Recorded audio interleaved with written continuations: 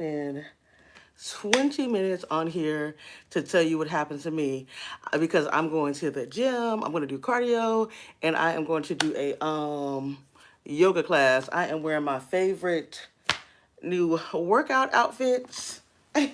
And instead of cleaning up this junky closet behind me, I am taking my time to sit down here. I have a chit chat, because let me just set the intention.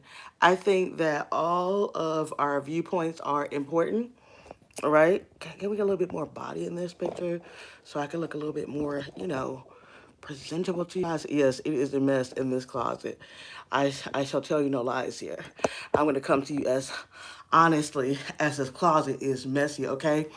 I want to set the intention that everybody has a viewpoint, everybody has an opinion. And I'm going to frame this reference for you guys. First of all, I'm going to really encourage you to check the media that you are watching. This is just an observation that happened to me this week. So I started getting phone calls about everything that was happening with the Dante Wright case. Hope I'm saying his name right because that is important. So my grandmother called me, my coworkers called me. One of my coworkers who I've been talking to a lot lately, she demanded that I watch the video.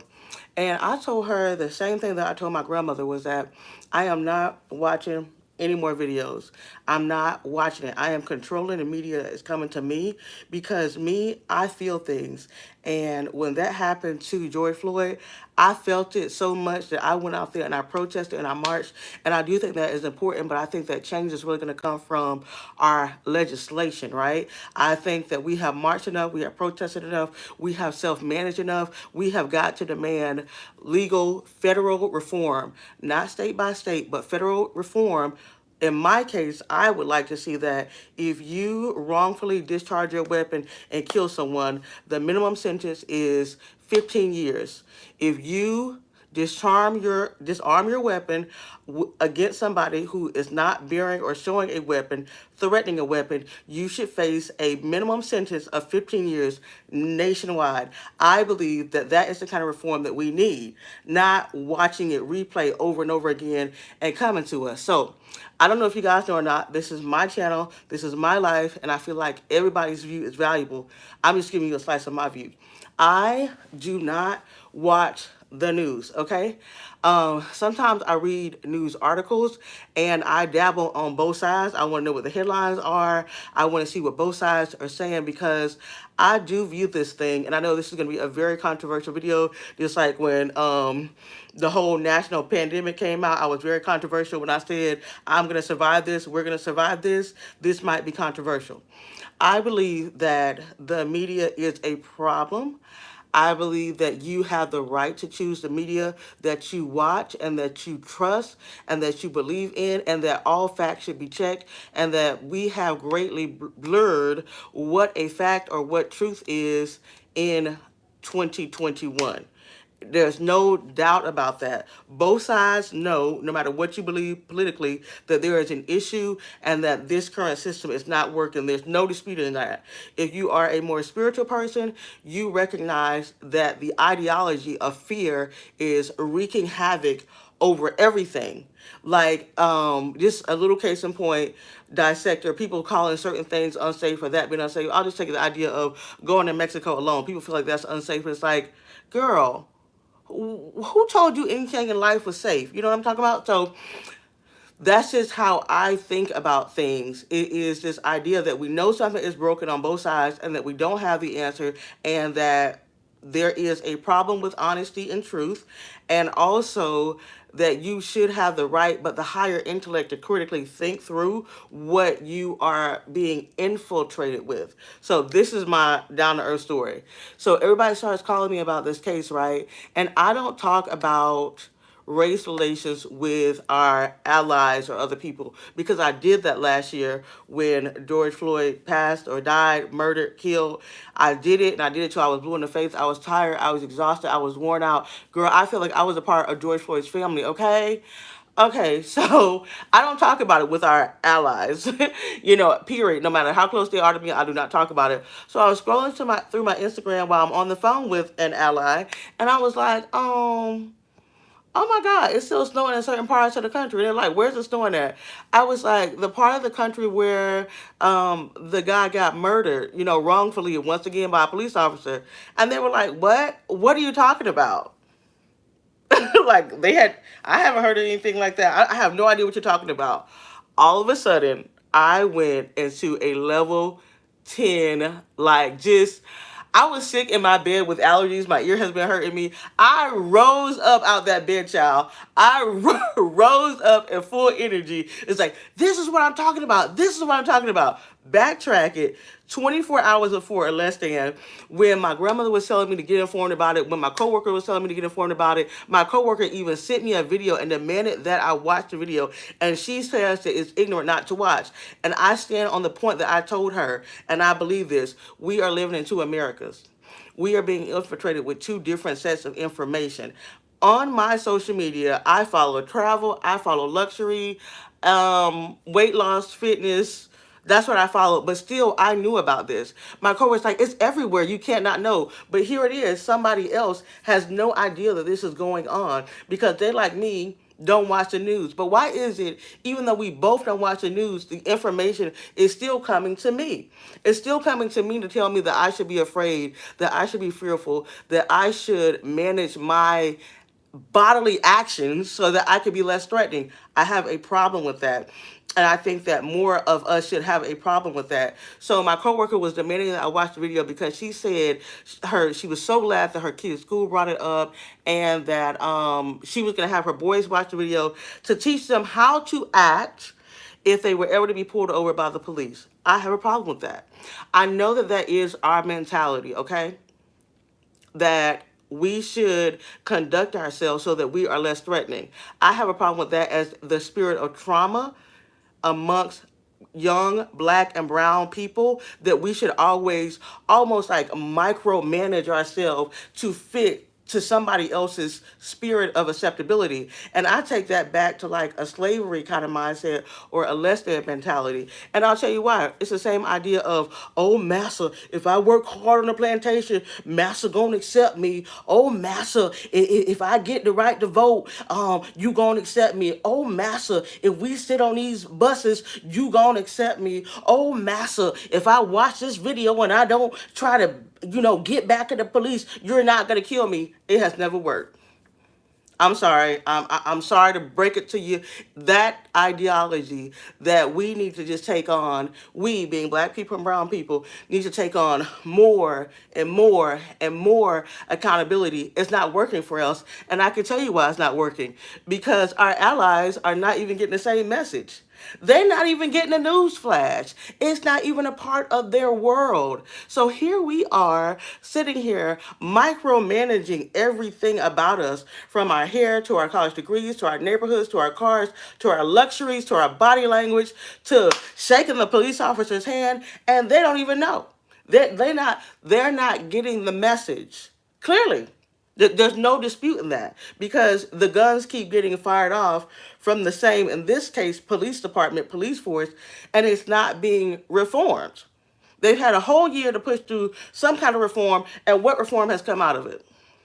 Nothing. But you want educated people such as myself to sit here and keep watching the news and keep watching videos of people getting killed, and there's no reform happening. Like, where is the bill? Where is the infancy of, we are making this change, we're making this mandate? And that's where it concerns me, like a really higher level thought process of not being cold and not being callous, but also not being pushed and swayed by the media that is being given to you. Because I don't know where I read it or heard it. I know I heard it. It was like the idea of us being this ant farm, and to know when the ant farm is being shaken up. Like, we're these ants and we're being swayed and our world is changing. But who's doing the shaking? And why are they shaking it like that? Why is it that I, as a black woman, cannot avoid a news story about a black person being murdered wrongfully by the police, but a mass majority of white people can?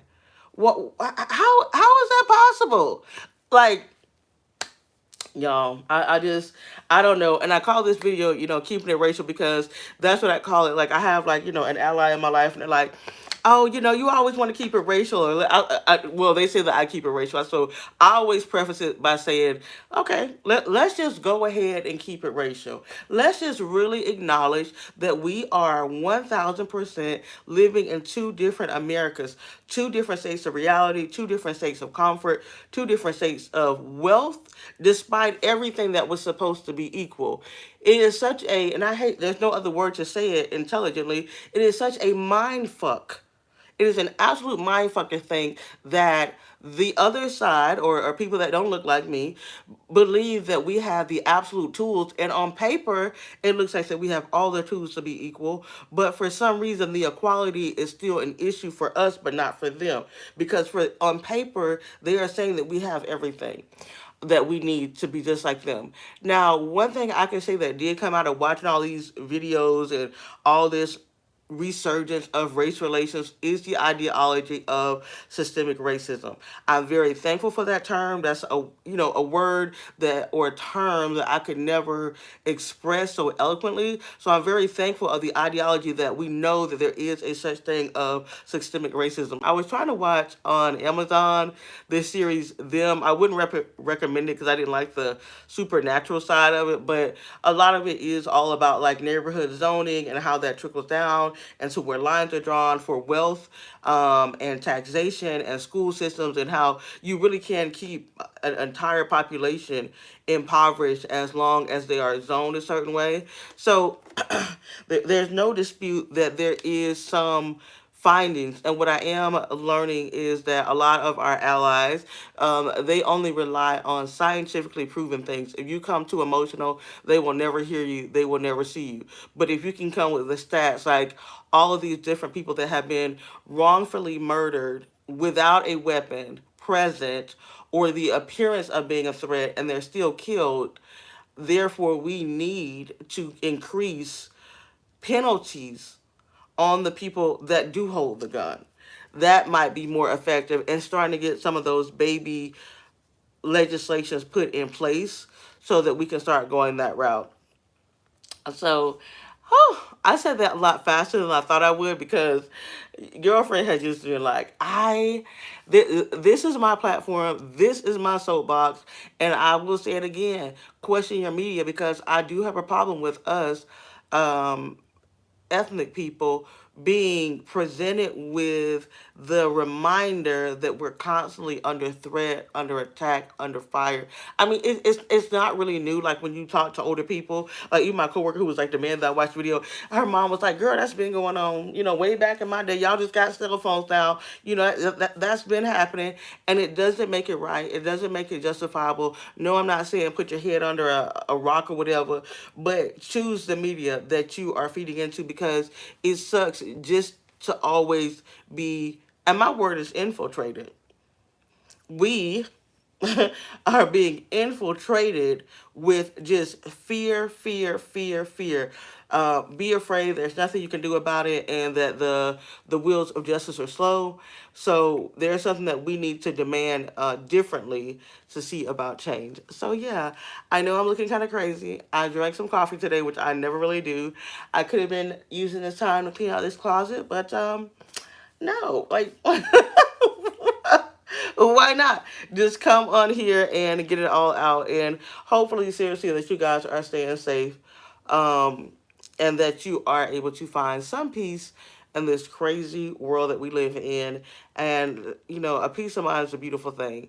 If you can find some peace and some comfort and some love, and then you're able to act from that. But just the number one thing said in the Bible, more than anything else, by Jesus himself, was be not afraid. And anytime that you are feeling the spirit of fear, that is against the will of God. Yes, we should be precautious, but to be so afraid and so unnerved and so angry repeatedly, it's like, okay, why?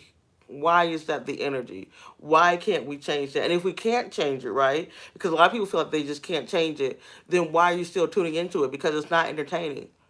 It's just it's a crazy world, and I just hope that everybody has peace and encouragement and that you in some small way can make some changes and be a difference. Thank you guys so much for watching. Enjoy the rest of your day. And bye, Marjorie. I just came on for a little while before I went to the gym. You guys wish me luck. My whole thing is like, I'm going to go work out hard. I'm taking a yoga class. And don't faint. Bye, guys. I want to stay on topic. Bye.